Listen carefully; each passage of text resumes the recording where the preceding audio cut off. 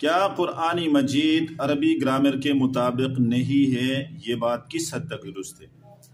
بھئی قرآن مجید عربی گرامر کے مطابق ہے، یا آپ یہ سوال کریں کہ عربی گرامر قرآن مجید کے مطابق ہے یا نہیں؟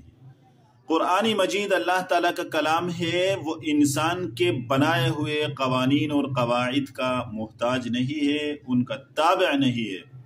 اور باقی جہاں آپ کو یہ نظر آ رہا ہے کہ قرآن مجید جو ہے وہ عربی صرفی اور نحوی قواعد کے مطابق نہیں ہے، تو وہاں کوئی اور راز ہوتا ہے، اس کے اندر کوئی حکمت ہوتی ہے، وہی حکمت اصل مقصد ہوتا ہے، اور اس کی وجہ سے یہ قرآن جو ہے نا وہ کسی گرامر کا وہ محتاج نہیں ہے، اس کے تابع نہیں ہے۔ ہم دیکھتے ہیں کہ اللہ تعالیٰ قرآن مجید میں فرماتے ہیں لَيُسْجَنَنَّ وَلَيَكُونَ مِنَ الصَّاغِرِينَ، یوسف علیہ السلام کے واقعے میں سورہ یوسف میں ہے، وَلَئِن لَمْ يَفْعَلْ مَا آمُرُهُ لَيُسْجَنَنَّ وَلَيَكُونَ مِنَ الصَّاغِرِينَ۔ زلیخا نے کہا تھا کہ اگر یہ میرا حکم نہ مانے تو لَيُسْجَنَنَّ، ضرور بضرور اس کو جیل میں ڈال دیا جائے گا، وَلَيَكُونَ مِنَ الصَّاغِرِينَ، ضرور بضرور یہ ذلیلوں میں سے ہو جائے گا، نعوذ باللہ من ذالک۔ یہ زلیخا کا کہنا تھا کہ وہ یوسف علیہ السلام کے لیے کہہ رہے۔ اب دیکھیں اللہ تعالیٰ نے لَيُسْجَنَنَّ کو جو استعمال کیا ہے، لَيُسْجَنَنَّ لام تاکید بانون تاکید ثقیلہ ہے،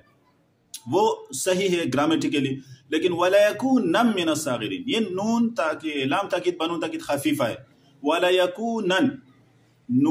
نون زبر نن ہے، جبکہ یہاں تنوین کے ساتھ اس کو لایا گیا ہے۔ اور اگر کوئی صرفی اٹھتا ہے اور وہ کہتا ہے کہ کوئی گرامیٹیکلی کہتا ہے کہ بھائی فعل کے اوپر تنوین نہیں آتی، جبکہ یہاں ہم تنوین پڑھتے ہیں، تو اس کی وجہ کیا ہے؟ وہ لَيُسْجَنَنَّ کا مطلب وہ ضرور جیل میں جائیں گے، اور یہ وہ کر سکتی تھی، زلیخا بادشاہ کی بیوی تھی، تو ضرور بضرور ان کو جیل میں ڈالنا یہ ان کے یعنی یقینی بات تھی، وہ کر سکتی تھی۔ لیکن دوسرا جملہ اس نے جو بولا تھا وَلَيَكُونَ مِنَ الصَّاغِرِينَ کے ذلیلوں میں سے ہو جائے گا،